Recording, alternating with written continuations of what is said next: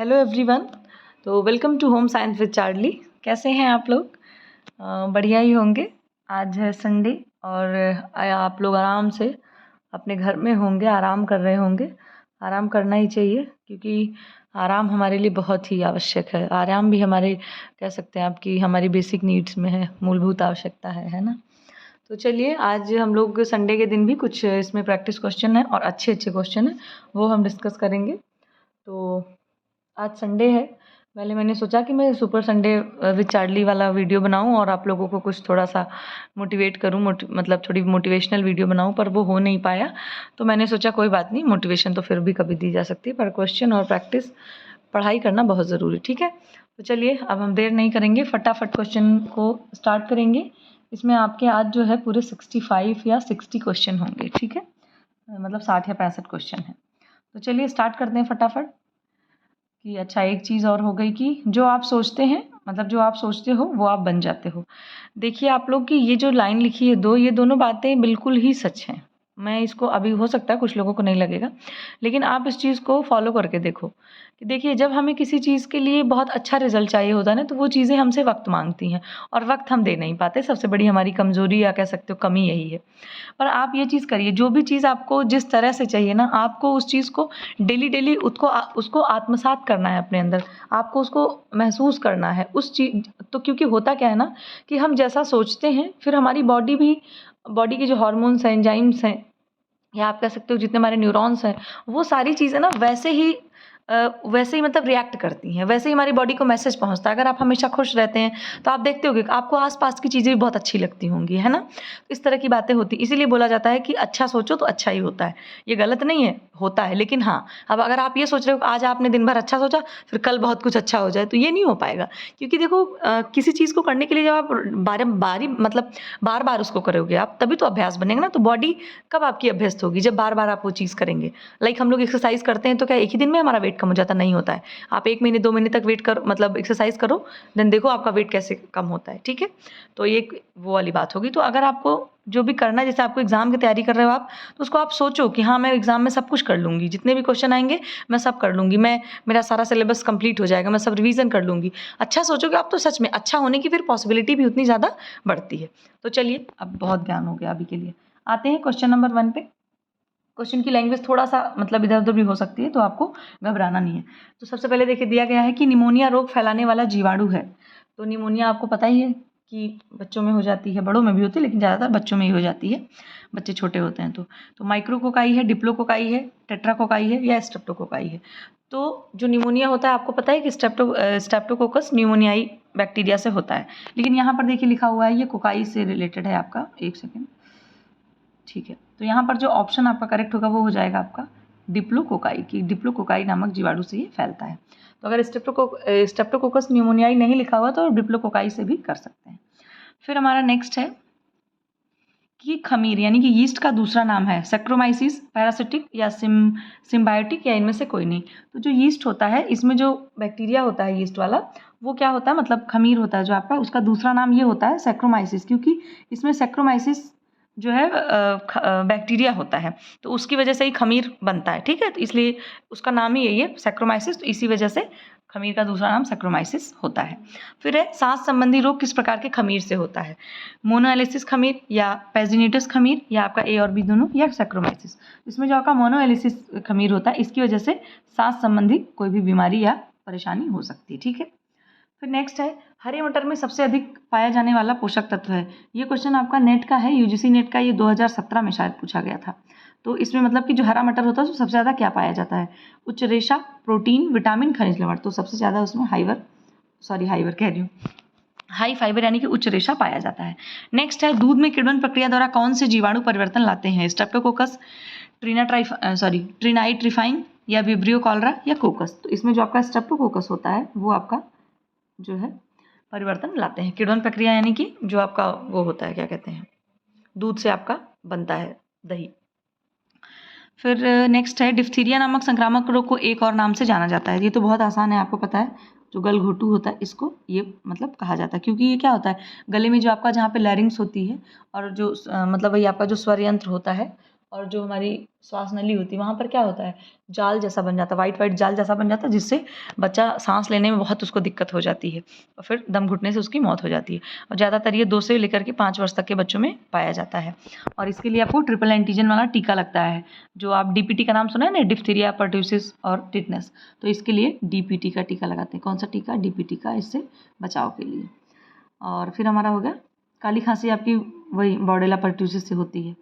फिर दूसरा है, निम्नलिखित में से कौन सा विषाणु पोलियो रोग का नहीं है? मतलब कि वायरस पूछ रहा है आपसे कि कौन सा ऐसा वायरस है जो पोलियो रोग नहीं फैलाता है। तो लेसनेस विषाणु, लियोन, या फिर आपका ब्रनुहिल्डी विषाणु, या बैसिलस टिटनेस स्ट्रीडियम टेटनाई। तो इसमें नहीं की बात कर रहे हैं, तो इसमें आपका जो डी वाला आंसर यानी कि बैसिलस टिटनेस स्ट्रीडियम टेटनाई है, ये आपका जो है क्या करता है, पोलियो नहीं फैलाता। ठीक है, तो यहाँ पर डी ऑप्शन करेक्ट हो जाएगा। डी हो गया। फिर नेक्स्ट है, एड्स की जानकारी कब हुई? तो ये जो आपकी एड्स की जानकारी वो 1981 में पता चला था। ठीक है, अच्छा, इसकी जानकारी से एक बात याद आ गई, इस टाइम एक निपाह वायरस चला है, अभी केरला में उसको देखा गया है। उसके भी लक्षण, मतलब जो उसके सिम्टम्स हैं वो भी काइंड ऑफ कोरोना जैसे ही हैं, लेकिन इसका मोर्टेलिटी रेट बहुत हाई है। लाइक मुझे लगता है 65 से 70% तक इसका मोर्टेलिटी रेट है। तो उसका भी यही सब सिम्टम है। तो अगर आप लोग भी अपना ध्यान रखिए पूरा साफ़ सफाई से और अच्छे से, मच्छरों और गंदे पानी इन सब चीज़ों से बचिए, क्योंकि मौसम भी बदल रहा है, तो बहुत ही सतर्क रहने की ज़रूरत है। ठीक है, और बच्चों का बहुत ध्यान रखिए, क्योंकि बच्चों की इम्यूनिटी आपको पता है इतनी स्ट्रांग तो होती नहीं है ना। तो बच्चों का बहुत ध्यान रखिए, बाहर खेलने मिलने जाएँ तो मच्छर वच्छर से बचाइए, फुल कपड़े पहनाइए। ठीक है, ये सब ध्यान रखिए। फिर नेक्स्ट है, मानसिक स्वास्थ्य व्यक्ति के संपूर्ण व्यक्तित्व का अखंड तथा सामंजस्यपूर्ण कार्य होता है। ये परिभाषा किसने दी है? हैडफील्ड की है, कुप्पूस्वामी की है, या मैनिमर की है?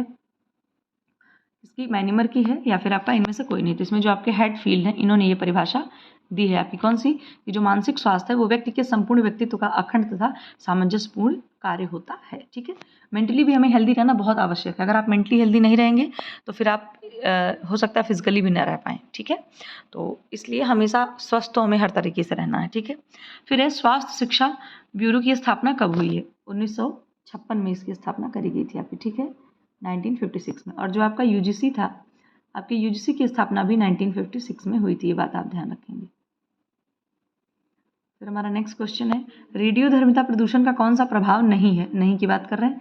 स्नायु तंत्र पर प्रभाव, अंगों में विकृति, त्वचा संबंधी रोग, आनुवंशिक परिवर्तन। तो इसमें जो आपका स्किन से रिलेटेड बीमारी जो होती है वो आपकी नहीं होती। ठीक है, स्किन से रिलेटेड बीमारी जो है, अल्ट्रावायलेट रेज अगर बहुत ज़्यादा पड़ रही हैं आपके ऊपर तब हो सकती है, या फिर आपका जो डर्मेटाइटिस होता है वो भी स्किन से रिलेटेड बीमारी होती है आपकी। ठीक है, किसका आकार गहरे प्याले के समान होता है? रीनल ट्यूब्यूल्स, ग्लोमेरुलस, बोमेंस कैप्सूल, या गुर्दे? तो जो आपका गहरे प्याले की मतलब इस तरीके से होता है। ठीक है, इस तरीके से इसका आकार होता है, थोड़ा सा करके ऐसे, मतलब बहुत अच्छा मैं नहीं बना पा रही हूँ यहाँ पर। ये गहरे प्याले का ऐसे उसका बनता है, थोड़ा सा कोशिश तो करी जा सकती है।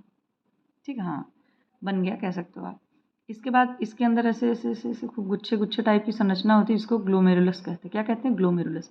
ऐसे ऐसे वो भरा होता है। ठीक है, तो ये आपके किडनी में होता है। कहाँ पर होता है? किडनी में होता है आपका, जो दोनों किडनी होती है उसके अंदर होता है आपका बोमेंस कैप्सूल, गहरे प्याले के समान, और उसके अंदर ये भरा होता है मैगी के टाइप का आपका ग्लोमेरुलस। ठीक है, नेक्स्ट है, केंद्रक कहाँ होता है? तो केंद्रक आपका कहाँ होता है? कोशिका, एक सेकेंड, केंद्रक आपका कोशिका पिंड में। ठीक है, ए ऑप्शन करेक्ट हो जाएगा यहाँ पे। नेक्स्ट है, हृदय पेशी आपकी जो मतलब कार्डियक मसल्स होती हैं वो कौन से तरह, मतलब किस प्रकार की होती हैं? एक सेकंड पहले मैं इसको करूँ, किस प्रकार के ऊतकों से बनी होती है? टिश्यूज़ की बात हो रही है, क्योंकि आपको पता है कि हर ऑर्गन आपका सेल्स और टिश्यूज़ से बना है, और फिर कई सारी सेल्स मिलती हैं तो टिश्यूज़ बनता है, कई सारे टिश्यूज़ मिलते हैं तो आपकी मसल्स बनती हैं। तो अब यहाँ पर मसल्स की बात हो रही है कि जो गोलाकार पेशियाँ हैं, आयताकार हैं, त्रिकोण हैं, वर्गाकार हैं। तो यहाँ पर सॉरी, पेशियाँ नहीं, मतलब ऊतक कौन से हैं? गोलाकार हैं, या आयताकार हैं, या त्रिकोण है, या वर्गाकार हैं? इसमें जो आपके ऊतक होते हैं हृदय में वो होते हैं आयताकार। आयताकार यानी कि जो आपके क्यूबॉइडल टिश्यूज़ होते हैं उनसे आपकी हृदय पेशी बनी होती है। नेक्स्ट है, यह विटामिन चेचक और काली खांसी से बचाव करता है। विटामिन ए है, सी है, बी है, या डी है? तो आपका जो डी है, कॉलीकैल्सिफेरॉल जिसको कहते हैं आप, ये आपका डी जो विटामिन होता है वो काली खांसी और विटामिन चेचक से बचाव रखता है। ठीक है, इसमें इसलिए बचाव रखता है आप कह सकते हो क्योंकि जो चेचक वगैरह होता है तो उसमें विटामिन डी से आपको अच्छे से धूप मिलेगी, और जो धूप मिलती है तो उसमें वायरस वगैरह या कोई भी कुछ एंटीबैक्टीरियल इन्फेक्शन वगैरह अगर होता है तो उसके चांसेस कम हो जाते हैं। तो बचाव की बात हो रही है यहाँ पर, ठीक नहीं कर रहा है, बचाव की बात हो रही है। ठीक है, अरे सॉरी। फिर इसके बाद नेक्स्ट क्वेश्चन है पिजन टेस्ट किस रोग के लक्षण है। बहुत आसान है, रिकेट्स आपका जो होता है वो आपका पिजन टेस्ट जैसा हो जाता है।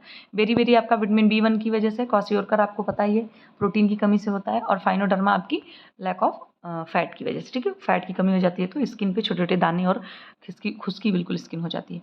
बायोटीन का अन्य नाम है vitamin K, vitamin P, vitamin H, vitamin E। तो विटामिन H जो है वो आपका बायोटीन का अन्य नाम है, ठीक है। और बायोटीन विटामिन आपका कहाँ होता है, जो एविडिन के साथ बायोटीन कच्चे अंडे में जुड़ा हुआ होता है, ठीक है।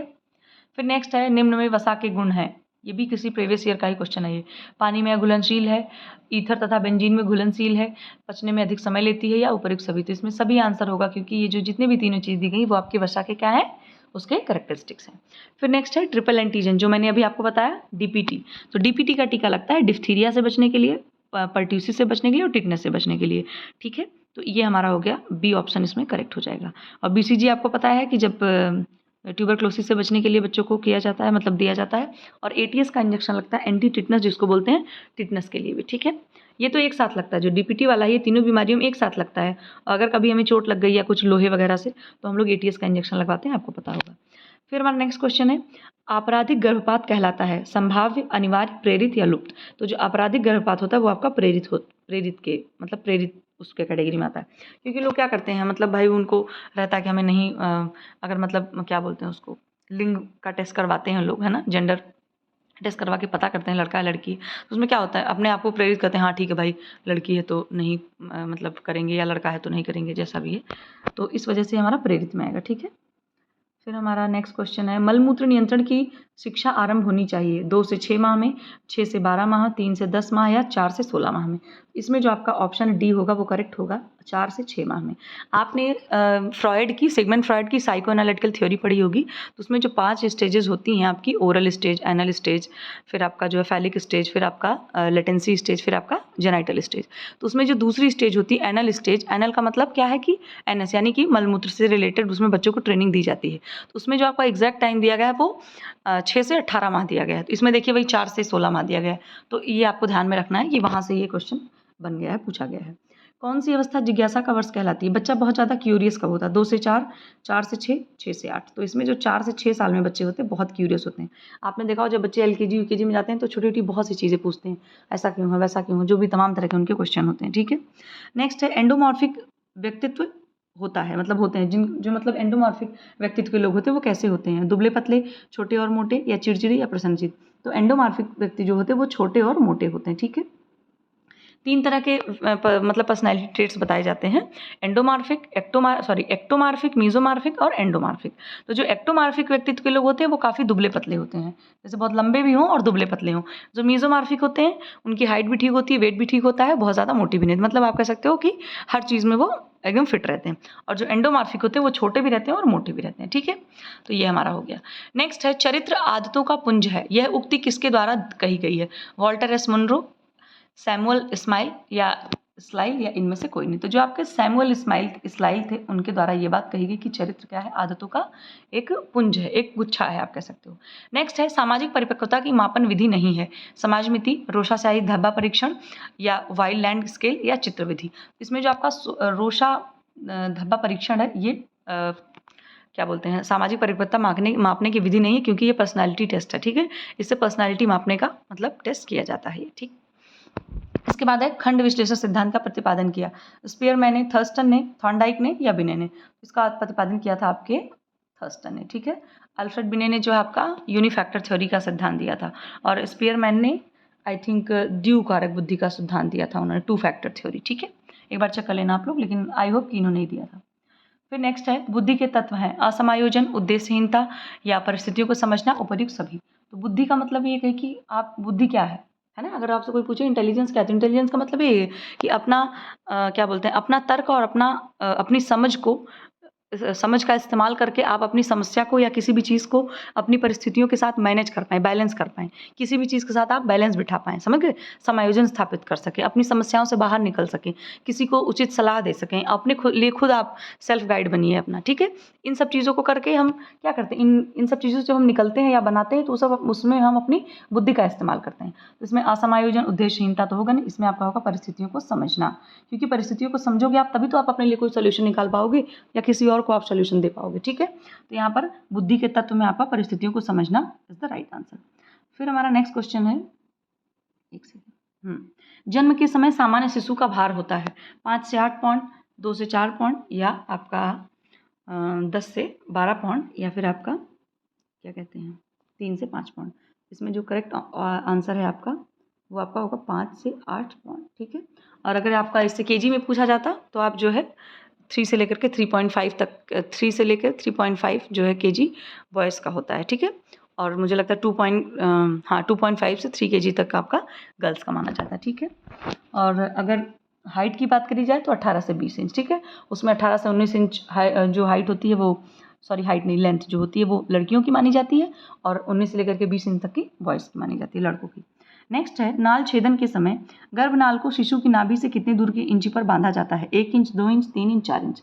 2 इंच के उस पर बांधा जाता है। ठीक है, फिर हमारा नेक्स्ट है, सामान्य बुद्धि का विकास कितने वर्ष की आयु तक हो सकता है? 5, 6, 7, 10, 15, 12। तो इसमें ऑप्शन जो है वो 15 वर्ष तक की क्या है कि बुद्धि का विकास अच्छे तरीके से हो जाता है। इसके बाद हमारी बुद्धि क्या कह सकते हो आप, सोचने संबंधी की जो क्षमता है वो मैच्योर होती है।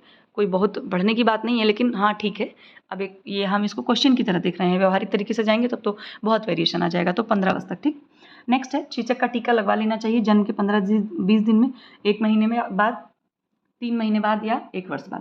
तो जन्म के 15-20 दिन बाद आपको जो है चेचक वाली वैक्सीन लगवा लेनी चाहिए। ठीक है, चिकन पॉक्स की। नेक्स्ट है, इंडियन एग्रीकल्चर रिसर्च इंस्टीट्यूट की स्थापना सर्वप्रथम कहाँ पर हुई? तो वो हुई आपकी पूसा में, उत्तर प्रदेश में, मध्य प्रदेश, गुजरात में। तो पूसा जो आपके बिहार में पड़ता है वहाँ पर इसकी स्थापना की गई। नेक्स्ट है, ग्रामीणों को उचित मार्गदर्शन एवं सहायता किसके द्वारा मिलती है? सामाजिक लोगों द्वारा, बच्चों द्वारा, प्रशासन द्वारा, प्रसार कार्यकर्ता द्वारा। तो जो आपका एक्सटेंशन वर्कर होता है यानी कि प्रसार कार्यकर्ता, उसके द्वारा सही और उचित जानकारी और सहायता उसको मिल सकती है।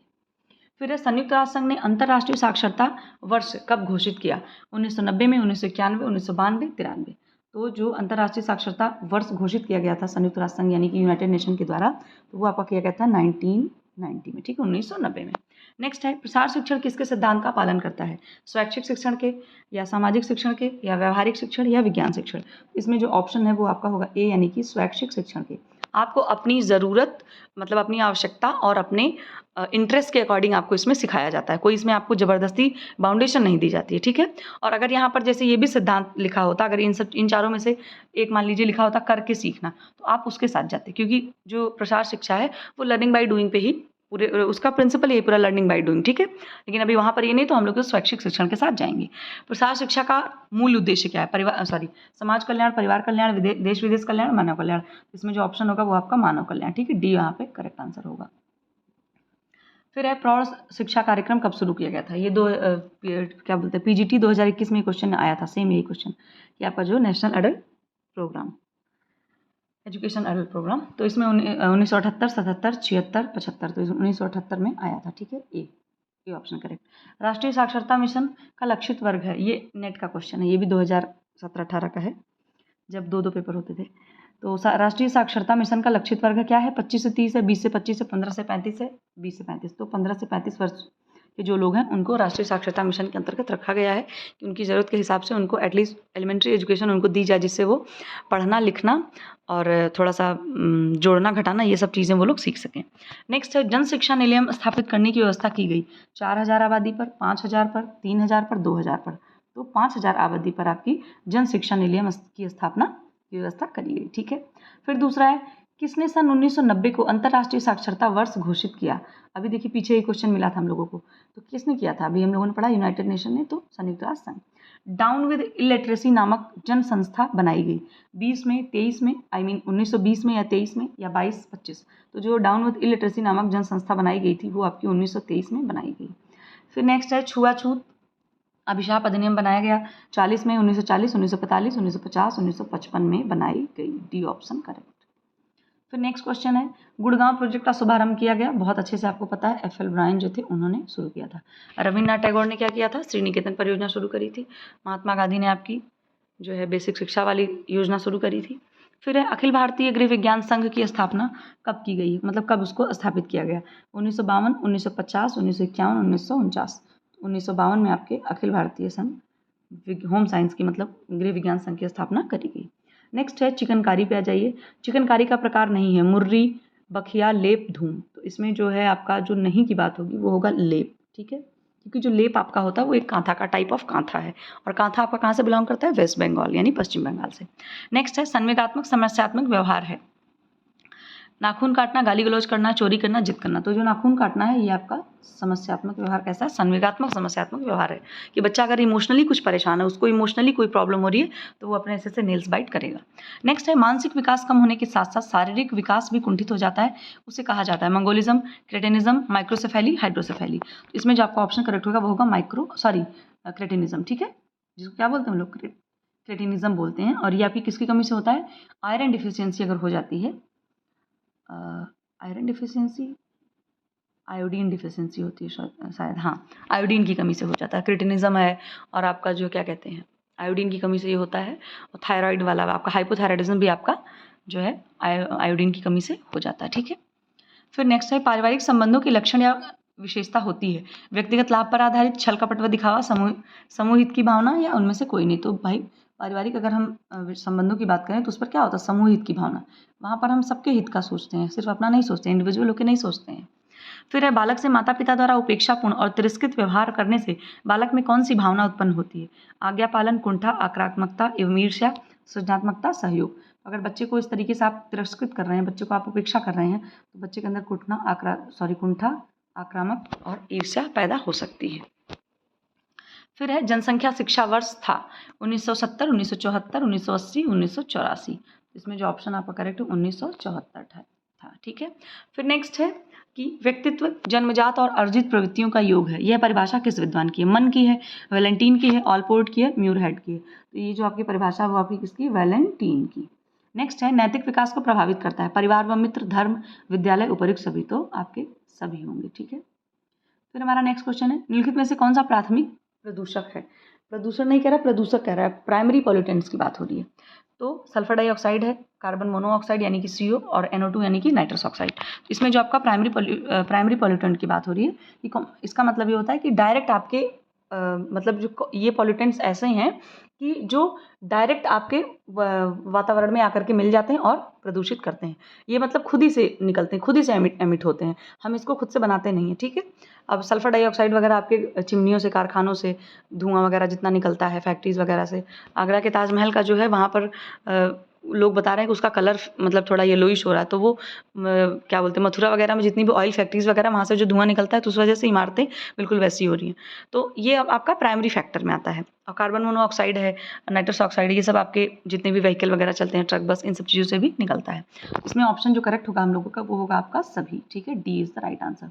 नेक्स्ट है धुंध यानी स्मॉग की बात हो रही है, धुंध कोहरा का निर्माण होता है, कोहरे क्या बोलते हैं, कहाँ गया आपका ये जो, हाँ, स्मॉग की बात कर रहा है कि स्मॉग जो आप देखते हो कि ठंडी में होता है, ये जो आपका स्मॉग होता है वो आपका धुएं प्लस कोहरे से बनता है। किससे बनता है, धुएं प्लस कोहरे से। ये आपको याद रखना, ये आपका UGC नेट में भी ये दोनों क्वेश्चन आपके जो है ये UGC नेट के उससे भी बहुत मायने रख सकते हैं, ठीक है। UGC नेट के फर्स्ट पेपर में ये पूछा जा सकता है आपके, तो इसलिए याद रखना, ठीक है, धुएं और कोहरे से मिलकर के आपका स्मॉग बनता है। नेक्स्ट है कोशिका में सल्फर डाइऑक्साइड द्वारा प्रभावित होने वाला भाग है, केंद्रक है, कोशिका झिल्ली, माइटोकॉन्ड्रिया, कोई नहीं। तो इसमें जो आपकी कोशिका झिल्ली होती है वो आपकी सल्फर डाइऑक्साइड द्वारा प्रभावित हो सकती है। फिर है F कर्लिंगर के अनुसार वैज्ञानिक शोध का अंतिम उद्देश्य निर्माण करना है, अवधारणाओं का, प्रतिमानों का, या फिर परिकल्पनाओं का, या आपके सिद्धांतों का। इसमें जो आपका सही आंसर होगा वो होगा सिद्धांतों का, ठीक है। फिर हमारा नेक्स्ट है जो शैनन वीवर मॉडल है उनमें कितने तत्व हैं। तो जो शैनन वीवर मॉडल है उनके तत्व में, इसमें तो आंसर इन्होंने 5 दिया हुआ था, बट मैंने भी इसको पढ़ा है, तो इसमें मुझे 6 तत्व मिले। आप लोग मुझे बताना, और 6 मुझे दिख भी रहे हैं, अभी मैं आपको फोटो दिखाती हूँ। हाँ, इसमें मैं भी 6 ही लगाऊंगी, ठीक है भाई, क्योंकि आंसर गलत हो जाते हैं। 6 तत्व हैं। अभी क्यों है 6 तत्व ये आप देख सकते हो। 6 कैसे है, एक सेकेंड देखिए। एक तो ये आपका ये सेंडर है, कौन सा है, ये आपका सेंडर हो गया, फिर आपका इनकोडर हो गया, फिर आपका चैनल हो गया, फिर डिकोडर हो गया, फिर रिसीवर हो गया, और ये जो इनका एक तत्व है नॉइस, ठीक है। ये हमेशा याद रखिएगा, ये बहुत इंपॉर्टेंट है। UGC नेट के फर्स्ट पेपर में भी और UGC नेट के आपके सब्जेक्ट पेपर में भी ये पूछा जा सकता है, क्योंकि इनके में देखिए नॉइस किसी के भी कम्युनिकेशन मॉडल में नहीं है, ठीक है, इनके मॉडल में है, इसलिए ये पूछा जा सकता है। कभी कभी इस नॉर्मल क्वेश्चन आपसे ये भी पूछ सकते हैं कि जो नॉइस मतलब टर्म है ये किसके कम्युनिकेशन मॉडल में दिया गया है। तो ये 6 आपको याद रखना है, सेंडर, एनकोडर, चैनल, डिकोडर और रिसीवर प्लस नॉइस। ठीक है, अच्छा, फिर हमारा तो यहाँ पे बी ऑप्शन करेक्ट हो जाएगा। फिर है लॉसवेल मॉडल में प्रथम तत्व है प्राप्तकर्ता, माध्यम, स्रोत या संचारक या संदेश। तो प्रथम तत्व क्या है आपके, जो सेंडर यानी कि सेंडर नहीं, स्रोत जो आपके हैं, ठीक है, स्रोत जो आपका मतलब यानी कि सोर्स होता है, वो आपका सबसे पहला तत्व होता है। अब इसको मैं ये लॉसवेल वाला वही है आपका, कौन क्या किसने किसको कहा ऐसा वाला। एक सेकेंड, तो इसमें हाँ ये हमारा सी ऑप्शन हो गया। इसमें हम लोग देख भी लेते हैं, इसको मैंने कहीं लगाया था, हाँ ये आप देख सकते हो जो लॉसवेल का था। पहले तो आप ये याद रखो ये कब आया, इसमें आया मतलब 1948 में आया। फिर आप देख सकते हो who says what in which channel to whom with what effect. ठीक है, तो इसमें देखिए कम्युनिकेटर है, कोई एक कम्युनिकेट करने वाला होगा, फिर वो मैसेज उसके पास इन्फॉर्मेशन रहेगी, फिर वो किस चैनल के थ्रू उसको भेजेगा, फिर उसको जो ऑडियंस है रिसीवर है उसका वो रिसीव करेगा, फिर वो उसको रिसीव करने के बाद उसके वो जो जानकारी है उस जानकारी ने उसको कितना प्रभावित किया, ये चीज़ होती है। इसमें पूरे 5 तत्व हैं आपके, तो ये आपको याद रखना। ठीक है, तो चलिए ये और एक चीज़ और मैं बता दूं आपको, ये वाला मॉडल भी आपका और ये वाला मॉडल भी आपका, ये दोनों आपके लीनियर मॉडल में आते हैं। कौन से मॉडल में, लीनियर मॉडल कम्युनिकेशन में आते हैं। ठीक है, तो चलिए लीनियर का मतलब होता है एक तरफा कम्युनिकेशन, समझ आई बात, एक तरफा अपनी जानकारी वहाँ तक पहुँचा देने वाली बात। फिर नेक्स्ट है हमारा संचारक या वक्ता के गुण होते हैं, विषय का ज्ञान होना चाहिए, संचार कौशल यानी कि कम्युनिकेशन स्किल होनी चाहिए, संचार माध्यमों का ज्ञान यानी कि जो चैनल है उसको, अब चैनल मतलब मान लीजिए आप लाउड स्पीकर या इंटरनेट के थ्रू अपनी जानकारी को वहाँ तक भेज रहे हैं, तो आपको इंटरनेट यूज़ करना आना चाहिए, तभी तो आप पहुँचा पाओगे। तो डी ऑप्शन हो जाएगा सभी।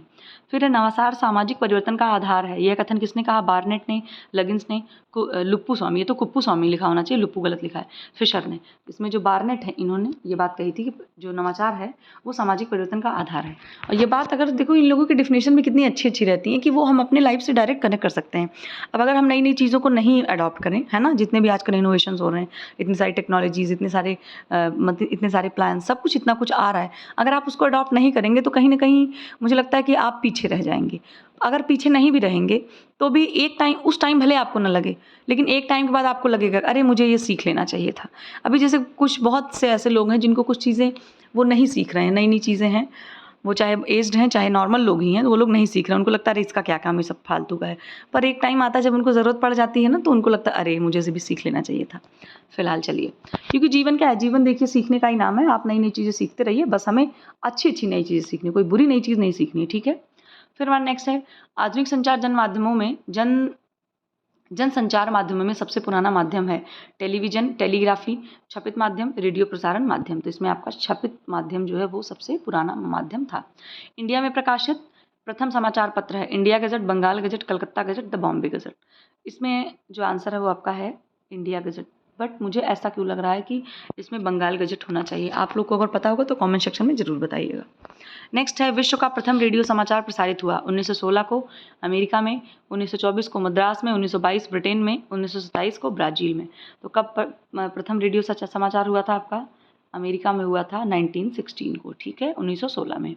नेक्स्ट है निम्नलिखित में से किस अवस्था में बालक एक दूसरे से मेल जोल व संपर्क स्थापित करता है, 1 से 2 वर्ष की अवस्था, 2 से 6 वर्ष की अवस्था, 6 से 8 वर्ष की, 8 से 10 वर्ष की। इसमें जो बच्चा अवस्था मतलब मेल जोल संपर्क स्थापित करता है वो 2 से 6 वर्ष की अवस्था में। आपने देखा होगा इस टाइम बच्चे आराम से खेलने लगते हैं एक दूसरे के साथ, अपने खिलौने वगैरह भी थोड़ा बहुत शेयर करने लगते थे। यहाँ पर B is the right answer. Next है, आई थिंक ये आपका नेक्स्ट एंड लास्ट क्वेश्चन है। जन्म के समय शिशु के शरीर की लंबाई, पूरे शरीर की लंबाई की कितनी होती है, 1/3, 2/3, 1/4, आधी। इसमें जो लंबाई होती है वो कितनी होती है, 1/4। ठीक है, तो चलिए हमारे पूरे 65 क्वेश्चन थे, कितने थे, पूरे 65 क्वेश्चन थे। और इसमें आप लोग अपना देखना, नोट करना, कुछ भी गलत लगेगा तो बताना। ठीक है, तो चलिए पिछली बार पिछली बार इसके जो मैंने किया मतलब हम लोगों ने किया था प्रैक्टिस सेट, उसमें एक क्वेश्चन था कि जो पशुजन्य रेशे होते हैं वो ज्वलन टेस्ट देता है। तो एक बच्ची थी वो, उसने बोला था कि मैम इसमें तो नीली आग होना चाहिए। देखो बच्चा जब नीली आग आप आंसर कब देते? जब आपसे ये पूछा जाता कि ये फाइबर जलाने पे किस कलर की लौ देता है या इसकी आग किस कलर की होती, तब आप उसमें बोलते कि नीला कलर या नीले कलर की आग होती, ठीक है। वहाँ पर लौ की कहीं बात ही नहीं करी गई है, इसलिए वहाँ पर जलने पे कैसा टेस्ट आता है उसका, ये बात हो रही है। तो टेस्ट का मतलब उसको हम खा के तो देखेंगे नहीं, ज़ाहिर सी बात है स्मेल ही करेंगे उसको, इस वजह से उसका आंसर सल्फर की महक ही होगा। और एक क्वेश्चन और था कि राइबोफ्लेविन नहीं पाया जाता है, तो उसमें था मछली थी आपकी, सेब था और खमीर था और एक कोई और चीज़ थी। तो उसमें आंसर मैंने लगाया था मछली, फिर लेकिन वो गलती से मछली पे लग गया था, उसका आंसर होना चाहिए सेब, ठीक है। क्योंकि मछली में तो आपके आराम से ये सब विटामिन ए है, विटामिन B2 है, विटामिन ई है, ये सभी चीज़ें उसमें पाई जाती हैं, ठीक है। तो चलिए, अच्छा लगता है आप लोग ऐसे बताते हो कि यहाँ पे ये गलत हो गया, ऐसा वैसा हो गया, ठीक है। क्योंकि हमें क्या करना है, हमें अपनी गलतियों को सुधारना है, हमें गलतियों को पहचानना भी है, पकड़ना भी है और उसको फिर इम्प्रूव भी करना है। क्योंकि देखो, आप अगर आपने 4 क्वेश्चन गलत किए ना, तो आप ये समझो कि आपको 4 के बदले वो आपको 8 पॉइंट पता चलेंगे। इस तरीके से आपकी लर्निंग इन्हेंस होगी, आपकी तैयारी इन्हेंस होगी और ज़्यादा आपकी तैयारी की कह सकते हो क्वालिटी और अच्छी होगी, ठीक है। तो चलिए, अब मिलेंगे दूसरे क्वेश्चन में, आई मीन दूसरे प्रैक्टिस सेट में। फिर चलिए, तब तक के लिए बाय बाय। आप लोग अपना ध्यान रखिए, टेक केयर, बाय बाय।